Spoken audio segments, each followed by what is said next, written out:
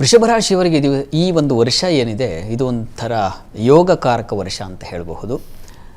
ಗುರುವಿನ ಸಂಚಾರ, ಲಾಭದ ಶನೈಶ್ಚರ, ಇವೆಲ್ಲವೂ ನಿಮ್ಮ ಪಾಲಿಗೆ ಹೆಚ್ಚಿನ ಬೇವು ಬೆಲ್ಲ ಇದೆಯಲ್ಲ, ಅದರಲ್ಲಿ ಬೆಲ್ಲದ ಪಾಲು ಹೆಚ್ಚು ಹರಿವಾಣದಲ್ಲಿ ಹಿಟ್ಟು ಕೊಡುತ್ತೆ ಈ ಒಂದು ವರ್ಷ ಅಂತ ಭಾವಿಸ್ಬೋದು. ವೃಷಭ ರಾಶಿ ತುಂಬ ಚೆನ್ನಾಗಿದೆ. ಮೇ 14ರ ನಂತರದಲ್ಲಿ ಗುರು ದ್ವಿತೀಯಕ್ಕೆ ಬಂದಾಗ ನಿಮಗೆ ಮನೆಯಲ್ಲಿ ಮಂಗಳ ಕಾರ್ಯಗಳು ಉಂಟಾಗ್ತಕ್ಕಂಥದ್ದು, ವಾಕ್ಚಾತುರ್ಯ ಹೆಚ್ಚತಕ್ಕಂಥದ್ದು, ವಿದ್ಯಾರ್ಥಿಗಳಿಗೆ ವಿದ್ಯಾಸಕ್ತಿ ಹೆಚ್ಚತಕ್ಕಂಥದ್ದು, ಮತ್ತು ಶನೈಶ್ಚರ ಈಗಾಗಲೇ ಬದಲಾವಣೆ ಆಗಿದ್ದಾನೆ, ಅವನ ಪ್ರಭಾವ ಶುರುವಾಗಿಬಿಡುತ್ತೆ ಇನ್ನೇನು.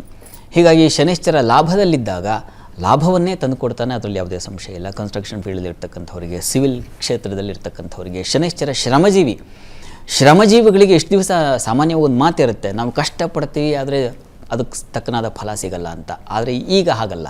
ಲಾಭದ ಶನೈಶ್ಚರ ಯಾರು ಕಷ್ಟಪಡ್ತಾರೋ ಅವರಿಗೆ ಅನುಗ್ರಹ ಮಾಡ್ತಾನೆ, ಅವರಿಗೆ ಹೆಚ್ಚಿನ ಲಾಭ ಗಳಿಕೆಗೆ ಅವಕಾಶ ಖಂಡಿತ ಇರತಕ್ಕಂಥದ್ದು. ರಾಜಕಾರಣದಲ್ಲಿ ಇರತಕ್ಕಂಥವರಿಗೆ ಬಹಳ ವಿಶೇಷವಾದ ಅಧಿಕಾರ, ಪಟ್ಟ, ಯೋಗ ಈ ಥರದ್ದೆಲ್ಲ. ಕರ್ಮಾಧಿಪತಿ ಅವನು, ಹೀಗಾಗಿ ಭಾಗ್ಯಾಧಿಪತಿಯೂ ಹೌದು. ಹೀಗಾಗಿ ಎರಡರ ಫಲಗಳನ್ನು ಖಂಡಿತ ಲಾಭ ಸ್ಥಾನಕ್ಕೆ ಬಂದಾಗಲ್ಲದೆ ಇನ್ಯಾವಾಗ ತಗೊಳ್ಳಿಕ್ಕೆ ಸಾಧ್ಯ. ಹೀಗಾಗಿ ವೃಷಭ ರಾಶಿಯವರಿಗೆ ಅಧಿಕಾರದ ಲಾಭವೂ ಇದೆ, ಅದರಲ್ಲಿ ಯಾವುದೇ ಸಂಶಯ ಇಲ್ಲ. ಮತ್ತು ಗುರುವಿನ ಪ್ರಭಾವವೂ ಚೆನ್ನಾಗಿರೋದ್ರಿಂದ.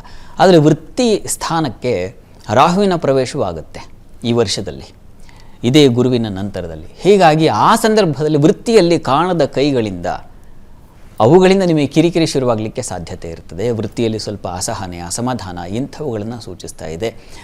ಬೇಡದೇ ಇರತಕ್ಕಂಥವರಿಂದಾಗಿ ಒತ್ತಡಗಳು ಬರ್ತಕ್ಕಂಥದ್ದು, ಸ್ಥಾನಚ್ಯುತಿ ಆಗ್ತಕ್ಕಂಥ ಒಂದು ಭಯದ ವಾತಾವರಣ. ರಾಹು ಅಂದರೆ ಭಯ, ಅಂಥದ್ದೊಂದು ವಾತಾವರಣವನ್ನು ಸೃಷ್ಟಿ ಮಾಡ್ತಾನೆ ರಾಹು. ಹೀಗಾಗಿ ಎಚ್ಚರವಾಗಿರಿ, ಕೆಲಸ ಕಾರ್ಯಗಳಲ್ಲಿ ಹುಷಾರು, ಎಚ್ಚರಿಕೆ ಬೇಕು.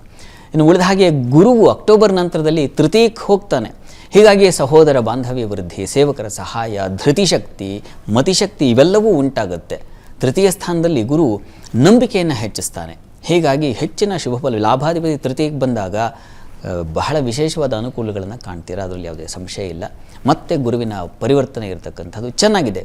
ಒಟ್ಟಾರೆಯಾಗಿ ವಿಶ್ವಾವಸು ಸಂವತ್ಸರ ನಿಮ್ಮ ಪಾಲಿಗೆ ಅತಿಶಯವಾದ ಲಾಭವನ್ನೇ ತಂದುಕೊಡುತ್ತೆ ಅಂತ ನಿರೀಕ್ಷೆ ಮಾಡಬಹುದು, ಅದರಲ್ಲಿ ಯಾವುದೇ ಸಂಶಯ ಬೇಡ. ಚೆನ್ನಾಗಿದೆ. ನೀವು ಯಾವ ದಿಕ್ಕಿನಲ್ಲಿ ಶುಭ ಅಂತ ನಿಮ್ಮ ಪಾಲಿಗೆ ಅಂತಂದರೆ, ನಿಮಗೂ ಕೂಡ ವೃಷಭ ರಾಶಿಯವರಿಗೂ ಪೂರ್ವ ದಿಕ್ಕನ್ನೇ ಸೂಚಿಸುತ್ತೆ. ಹೀಗಾಗಿ ಪೂರ್ವ ದಿಕ್ಕಿನಲ್ಲಿ ಮಾಡ್ತಕ್ಕಂತಹ ಕಾರ್ಯಗಳೆಲ್ಲ ಬಹಳ ಯಶಸ್ಸನ್ನು ಕಾಣಬಹುದು.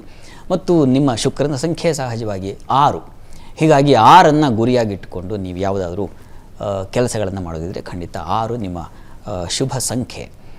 ನಿಮ್ಮ ಬಣ್ಣ ಶುಕ್ರನಿಗೆ ಸಹಜವಾಗಿ ಬಿಳಿ ವಸ್ತ್ರವನ್ನು ಸೂಚಿಸುತ್ತೆ. ಹೀಗಾಗಿ ಶುಭ್ರ ವಸ್ತ್ರಧಾರಣೆ, ಆದಷ್ಟು ಒಂದು ಬಿಳಿ ಕರ್ಚೀಫ್ ಆದರೂ ನಿಮ್ಮ ಜೊತೆಗಿದ್ದರೆ ಅದು ಒಂದು ಶುಕ್ರನ ಅನುಗ್ರಹಕ್ಕೆ ಪಾತ್ರವಾಗುತ್ತೆ.